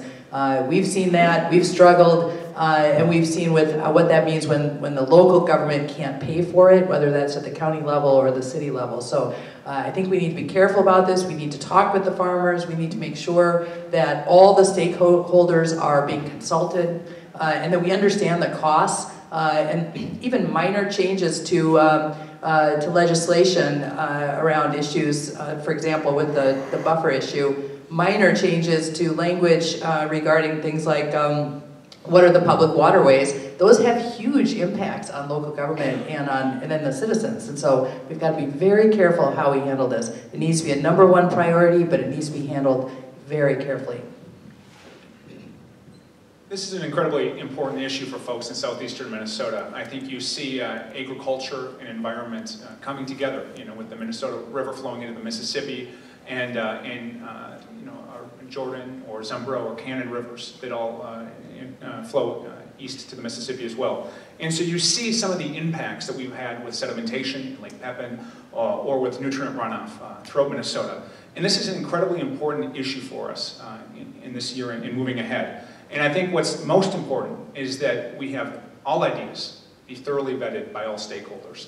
And there's a whole host of best practices that you're seeing adopted in agriculture. You have a lot of farmers and individuals who want to do the best thing, who are doing the right thing. And I think the more that we're able to promote those best practices, the better off we're going to be. But I think this is an area where technology can do a tremendous amount of good. You have precision agriculture, and it ties into this broadband question that we talked about earlier. Precision agriculture allows farmers to measure the water and the nutrient levels needed for crops to the nearest centimeter, about the size of a pinky here. And that allows us to use less water, to use less nutrients, to reduce runoff. And that's what we come down to. How do you reduce runoff, whether it's erosion with soil or nutrients getting into waterways and congregating downstream? And so I think there's a lot that technology can bring to bear if folks have connectivity to broadband and are able to apply precision agriculture tools in practice. And there's a whole host of best practices that we're able to amplify and hold up for adoption. I think there's also tremendous promise in the Legislative Water Commission that was recently reconstituted. It has members from the House and the Senate, Democrats and Republicans, who can work together in a bipartisan, bicameral way to vet ideas outside of the legislative session and tee up consensus approaches for water quality. And so I think this is a venue that can offer great promise moving forward, especially as we look at refining the buffer law that was put into place recently and moving forward together to promote water quality. This is a perennial topic at the legislature, and I think it's probably going to be into the future. You've got metro area interests that are not well grounded in what happens in the rural area, and their expectations and understanding are out of whack with what we have out here. It's been said, and it's accurate, that farmers are the best stewards of our environment.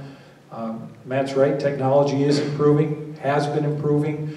Farmers have used that to their best capacity over the generations to improve water quality, to reduce erosion, which is a #1 thing we can do to protect water.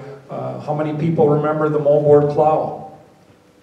The amount of runoff you got from moldboard plowing compared to the conservation tillage programs we have nowadays is just an amazing difference.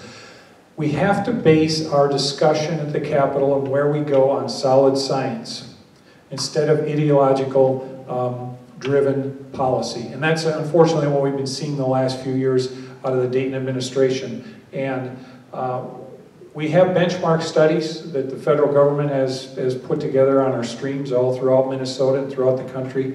We need to use those to track the fact that many of our water bodies have actually increased and improved in the traditional measures of water quality, but the government doesn't talk about that because it doesn't fit their narrative. We need to look at and learn and do the science and the study behind what are the background levels.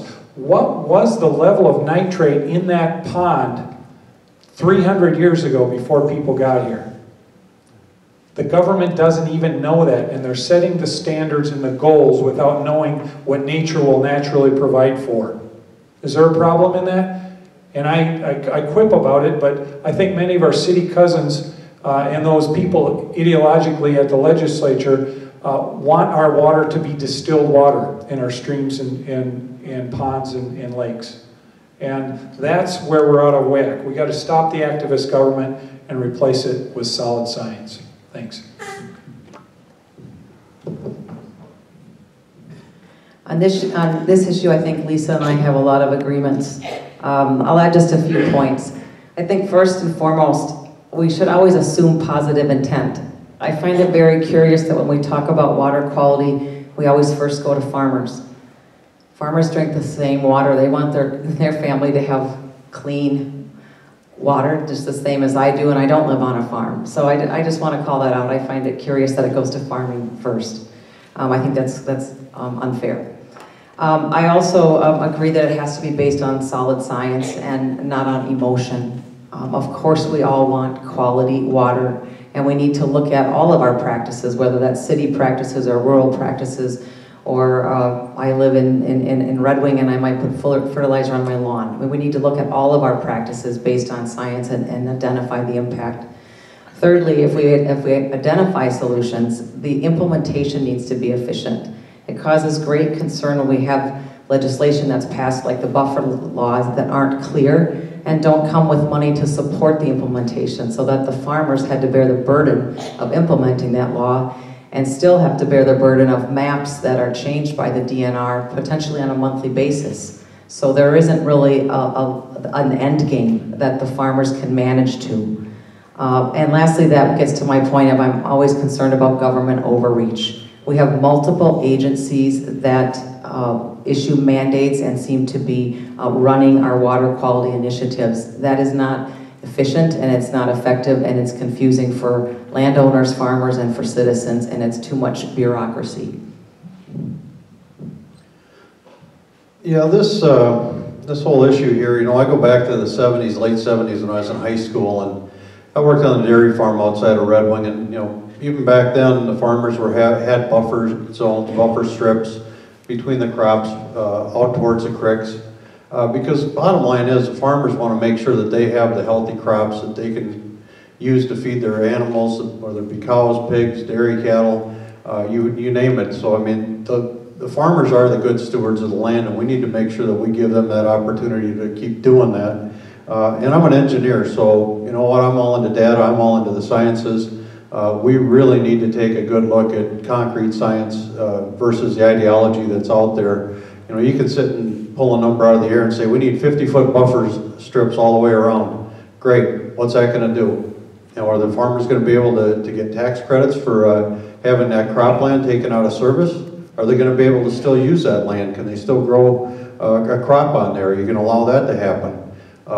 So there's a lot of things that need to be considered here, and I'm with Barb and Steve on this one, where you know, government overreach is really making it hard on the farmers. And right now, with the way crop prices are, they're having a hard time making ends meet the way it is, and to put more burden on them with these buffer laws that Governor Dayton keeps pushing down on us, and the farmers just can't continue to take that. So we need to look at what can we do to help the farmer be successful and still maintain the balance between the environment and the farmland. Thank you, candidates. Starting with Lisa Bailey on the next question from the Farmers Union.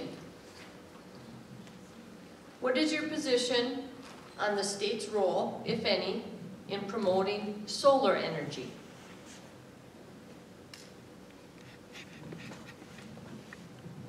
This is something that's, sorry I keep going back to this example, but we have been looking at this issue in Red Wing. Excuse me, pardon me.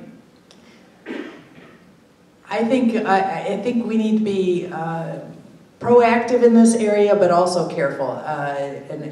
What we have seen in Red Wing has been very promising, but it's also caused some problems, and I'll tell you what I mean by that. So the state has set some active requirements for our large providers, our large utility providers, that they have to have alternative forms of energy a certain amount by a certain date. And then therefore this is encouraged, and I think this is a good thing, this has encouraged the utilities to come up with some creative ideas for encouraging more private investment in alternative energy sources. And so what we've seen in Red Wing is we were approached by a private investor, a company out of California. They said, we'll work with you, the city, we'll help fund this because they get tax credits through the state.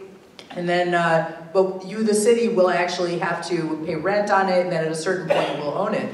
And we were able to do that. It was very complicated, and it took a long time, but we did it, and we now have solar energy panels up for quite a few of the city buildings that provide energy back to the city of Red Wing. And that's a good thing. And I think that sort of limited way of encouraging private sector innovation by setting some requirements is a good thing. But what we've also seen is there's been a lot of confusion in the marketplace because some of the requirements have been changing. It's been unclear exactly what they are. This has caused a lot of delays. So I think we have to be careful about that. But ultimately, I think if the state can, in a limited way, encourage the private sector to develop new forms, to come up with different financing mechanisms, partner with private entities, and then be able to provide these options to local people, I think that's a good thing. And I think I'm definitely a proponent of solar energy, and so I just want us to be careful in how we do it. I don't think it's something that the state should take over. Yeah, I think it's important for us to be very pragmatic in this discussion on renewable energy. And I think you look back, we had Governor Pawlenty lead the charge with the 2007 Renewable Energy Standard in Minnesota. Governor Dayton ran on the issue. I think our next governor is going to run on the issue of renewable energy. And so the question as to whether or not Minnesota is going to promote renewables, I think, is settled. You know, they're part of our diversified energy portfolio. They will in the years ahead. And you look at providers like Xcel Energy, who's been leading the charge from a provider standpoint, utility standpoint, on adopting renewables. And so the question, in my mind, shouldn't be yes or no. It should be, how can we promote renewables wisely? How can we get the maximum benefit for ratepayers, for our utilities and our providers, and for potential markets in Minnesota? And I think with solar, we have an opportunity to be smart, to develop jobs in Minnesota-based industry that can add tremendous value to our state. But we can't go in it blindly. We have to make sure that we're learning lessons along the way, that we're promoting efficiencies at every step, and that we keep the ratepayer in mind. Because the last thing that we want to do is pursue ambitious renewable energy standards at the consequence of ratepayers. And that's a balance that we're going to have to continue to strive for. But you're seeing incredible development and advancement in the area of solar, and it's getting more and more efficient and reliable. And I think it's going to be part of our energy portfolio going forward. But we've got to be smart in how we move forward. And I think you look at the current renewable energy standard, I think we've got to let that take effect. I'm not in support of any movement towards a more ambitious renewable energy standard at the legislature. I think we should stand pat with where we are right now and let Governor Pawlenty's bill continue to move forward towards its goals and its ambitions. And so that's where I stand. And if we have an opportunity for more questions on energy, I'd certainly welcome them. Governor Pawlenty was wrong on energy, and I think he realizes it at this point. The question was, what should the state's role be on solar energy? And for me, it's the same as it should be on oil, coal, nuclear, gas, hydropower, geothermal, wind, and any other energy form. And that's that the state government should butt out and should allow the marketplace to work. We don't need the government to dictate anything around energy. As a matter of fact, these are mandates. These are dictates from government that are telling ratepayers, and Matt mentioned ratepayers, every time there's a mandate that happens, the ratepayers are going to take an increase. That's just what's going on. It's every single time. So we had discussion on the House floor about the energy bill 2 years ago, and Representative Hortman was bringing the bill, and she had in a new term for me, solar gardens. So I said, well, Representative Hortman, what's a solar garden? Well, of course, I found out it was a mandate. And said, I've raised a lot of gardens in my time. I wonder what you're growing in solar gardens and what you're raising. And I said to her, Representative Hortman, you're raising rates. That's what you're raising in a solar garden. And that's true. That's the case with these dictates and mandates from government. Again, ideologically driven, brought forward by the Dayton administration and the Metro Democrats that are in control of the state Senate right now. We're in control of the House then. And the senator here says he wouldn't vote for raising those, but every one of those Metro Democrats that he elects for leadership, they will. Every single one of them.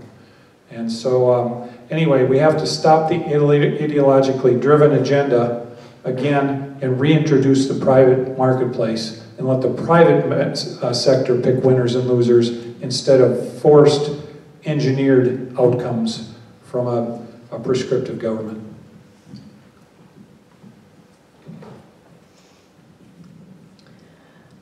I'm a private enterprise person, and we are down the road a number of years here on these this solar industry and others being subsidized, and I would not be one that would continue to vote for those subsidies. But we're into this game for a while. I think it should be pointed out that Xcel Energy has met the by 2020 target. They are beyond that already, so our chief provider of energy has done an outstanding job of meeting the mandates. But I would like to make the point that I live in Red Wing, born and raised there, and Xcel has been an amazing partner to our city. We have revenue from Xcel Energy that provides unbelievable opportunity for Red Wing, and I would hate to see the power plant go out of business. So we need to recognize what we are doing to our current provider with some of these mandates. Also, as a citizen, it's clear to me that we need base load power. My lights go on because of nuclear and coal. They don't turn on because of solar. It could be my choice as a homeowner and a landowner to put solar on my own property. I'm all for that. That's my property. Anybody that wants to do that, they're free to do that. But I don't think that should be done at the risk of hurting our major power supplier. Well, let's see here. We have a nuclear power plant that puts out 1,100 megawatts of electricity every single day. That powers 1 million homes.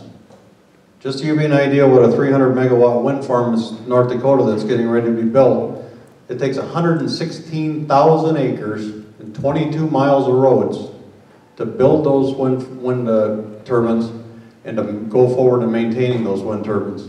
So that's just one thing to look at. Solar panels are the same way. Have you ever seen any of these things made? They're very caustic. So if they break, they split, you better make sure you have berms underneath them to catch anything that comes out of them, because they are very caustic and they are not good for the environment. So the other thing you have to keep in mind is solar and wind is subsidized $27 per megawatt hour to make it economical and viable for them to be in the energy mix. I'm not against solar and wind, as Barb said. If you want to put it on your home or your business or your farm, that's your choice. But don't make it a mandate from the state. I have to preface this by saying I am an employee of Xcel Energy. I do work at the nuclear power plant. We employ a lot of, so these are my comments, my opinions, and nothing for Xcel. We employ a lot of good people out there, a lot of good paying jobs. They're there continuous. And the other thing that nuclear is not recognized for is that it is a total zero CO2 emission electric baseload provider. So when you look at a footprint for a wind farm or a solar farm compared to the footprint and acreage for a nuclear power plant, they are vastly different.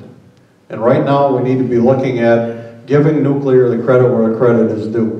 Because right now if you go over to Kewanee nuclear power plant over on the western side of Wisconsin, it's a ghost town.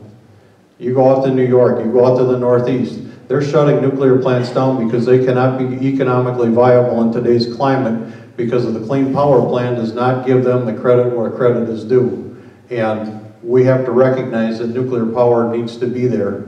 So with that, I'll leave it at that, but it's up to the individual and the business to make their own decision on solar.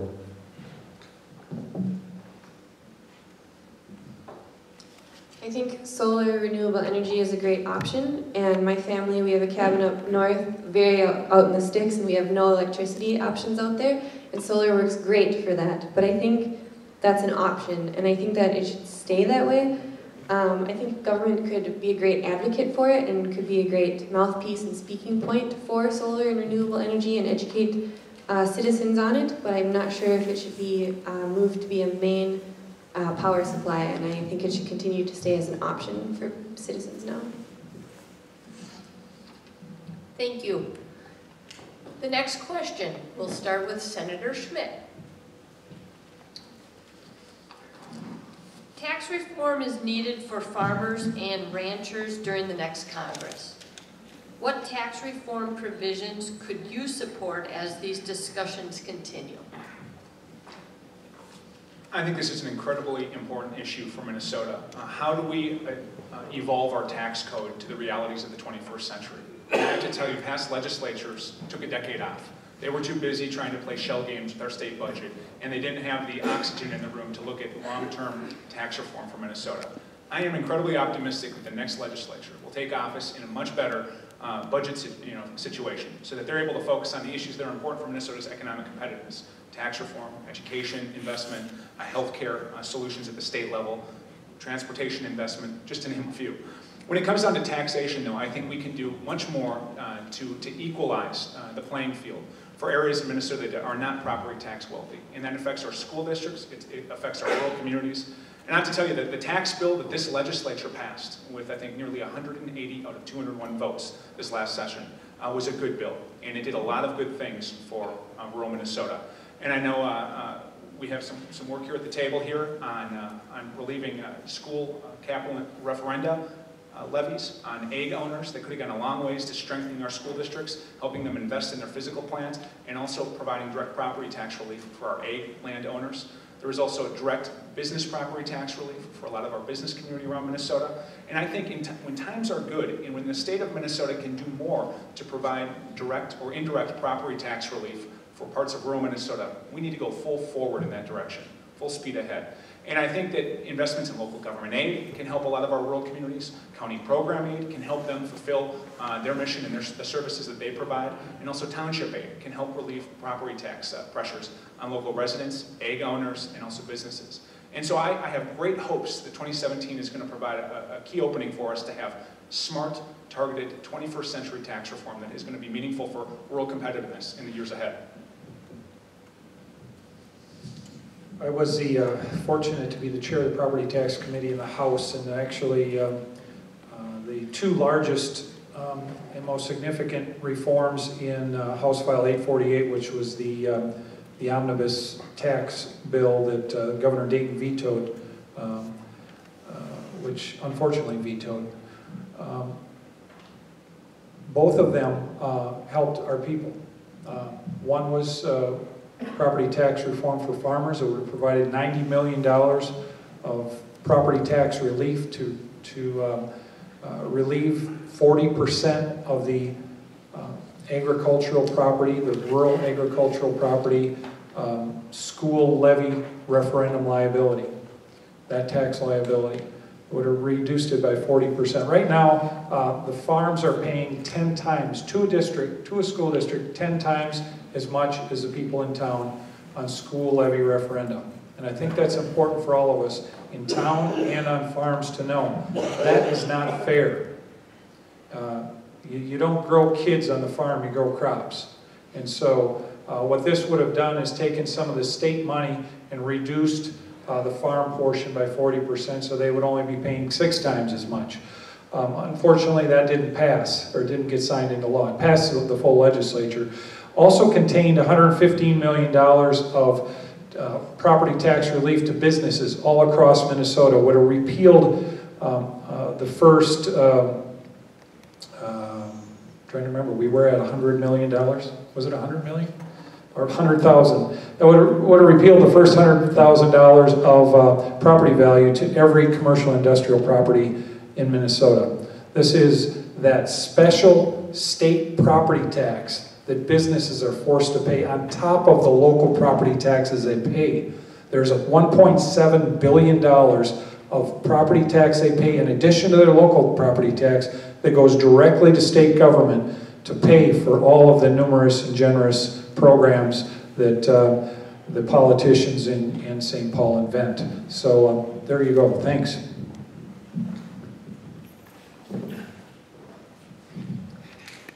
Representative Drazkowski mentioned a lot of the areas of the tax bill, so I won't repeat those, but I just want to state that I'm definitely in favor of that tax bill, and it is a shame that with that much bipartisan support, the most bipartisan support of a tax bill in 30 years, that the governor saw to veto it.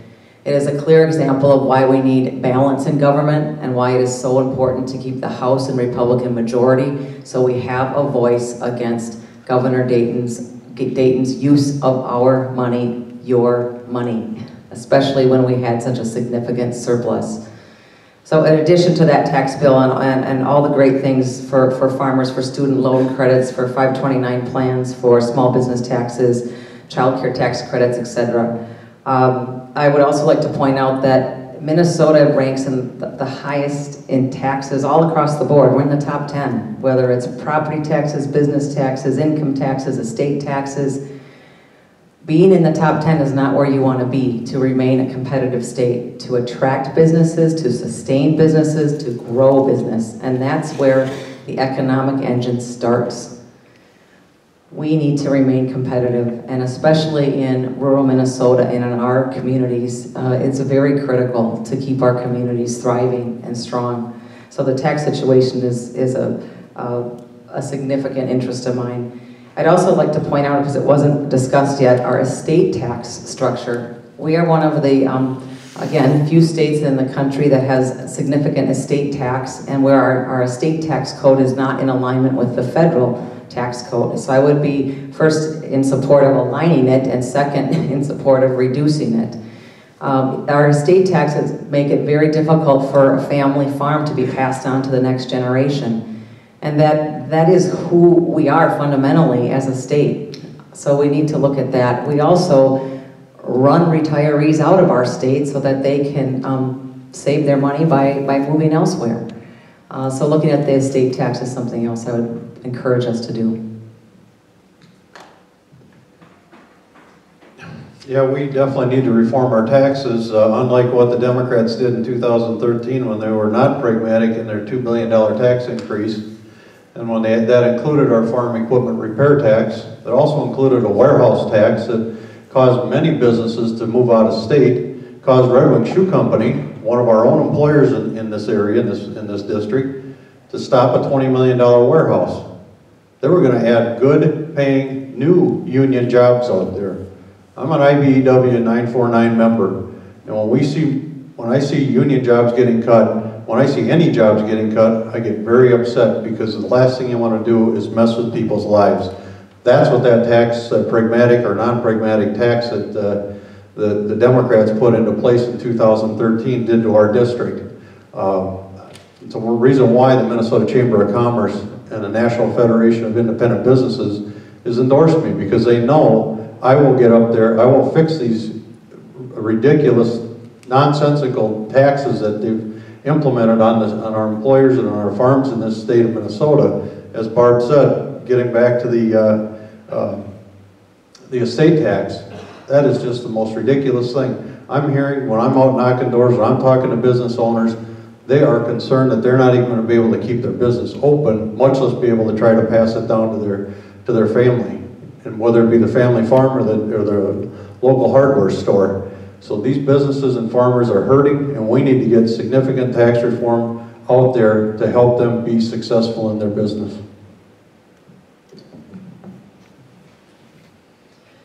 I agree what was mentioned in more investment in local government aid. My hometown of Elgin this last 2 years has received around $300,000 in local government aid, and I know that that's been very helpful. I agree that there could be tax reforms for farmers, but I would be cautious of doing that, worrying about then who would pick up the slack for that. And I know in Plainview Elgin Millville School District, there was recently a referendum to try and up the infrastructure of their school building, but there's also additions in that referendum, and it was voted down by the town because of that tax reform, because of the taxes that would be added to farmers and their properties.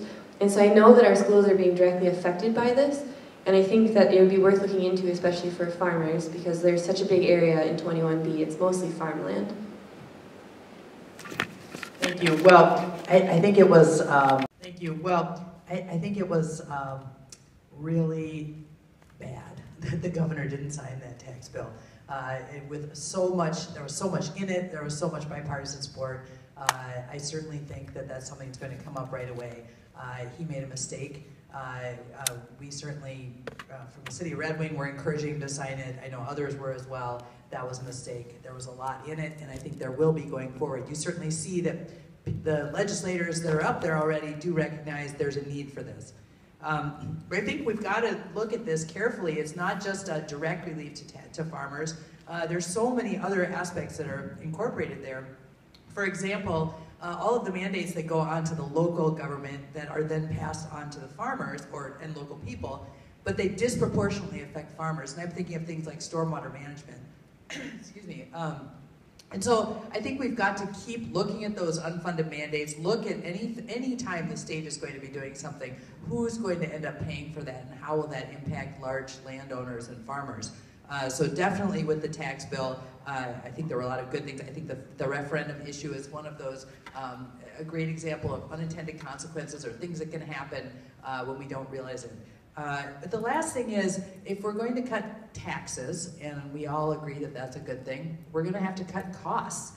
And the money's got to come from somewhere, and we don't want it to come. I don't want it to come from the schools. And so, you know, we've got to be so hyper aware anytime we add any requirement or program or mandate or whatever it is. Who's going to pay for that? Where's that money going to come from? This is the kind of thing I've learned on the Red Wing City Council. If you're going to pay for something, if you're going to add a tax or add a fee, you're going to have to cut something somewhere else. I mean, someone's going to have to pay for it. We don't want to raise the total number of the budget. So we're just going to be very, very careful and make sure we recognize impacts. Again, thank you, candidates. This will be the last question. It's from the Farmers Union. And the last question is, if elected, we'll start with Representative Drakowski. If elected, what committees would be a priority to you to best serve your district? Excuse me, if you're allowed to stay re-elected. What committees would... The committees that I would like to serve on first would be Health and Human Services. When I say that, I think that's the current name of the committee. And to my understanding, it's a very broad committee. Health and Human Services covers a lot of different things. I would actually recommend, if it was possible, to form a separate committee called Health Care or Health Insurance, because that is the crisis facing our communities, facing our state right now, and I think we need a laser-like approach and attention to that issue, and it would merit its own committee, and that would be my first desire to serve there. My second one would be on workforce and job creation. That's where it all starts, and we need to be aware of the tsunami coming our way on the generational shift here, the aging of our state, and the fact that there aren't enough young workers coming in to fill our jobs. So we need to get creative on attracting workers from other states. We need to get creative in our educational system on preparing kids for jobs that are high in demand, and making sure that, again, we can fill this job pipeline to keep our communities strong and to maintain a competitive environment. So that would be my second choice. I'm also very passionate about education. I know we have excellent leadership in the House with Jennifer Lynn as chair of the Education Committee, but I would desire to serve on that as well. The three committees I'd like to be on are the Agriculture, Energy, and the Transportation. With my background in project management, my background in engineering, my background in business, I think that lends well to all three of them, because I understand what goes on in the agricultural business. I met with many farmers here in the last year and a half that I've been out doing this. Energy, again, that's my livelihood right now, and we need people that know what's going on in the energy field. Because as Steve has said numerous times tonight, you know, it's all ideology. But when are we going to get common sense? When are we going to start understanding what we're really talking about out there? And that's where I can bring that understanding to people on that. As far as transportation, I want to stop that zip rail, because I just don't see how it's going to be a benefit to the people of our district here. And maybe 100 years from now it might be a viable option, but right now, no, it's not. And I want to work on making sure that we are getting good road and bridge bonding bill or bills in the committees, so that we have safe roads for our businesses to use their trucks and drive on there, our motorcyclists to be able to ride their motorcycles safely on there, and so we can have interstate commerce going and keep our economy moving. So those are the three committees that I'd like to be on. And agriculture is the backbone of our state, and we need to keep it that way, because they do, that's what we need, is food for our livelihood. So with that, I'll stop right there.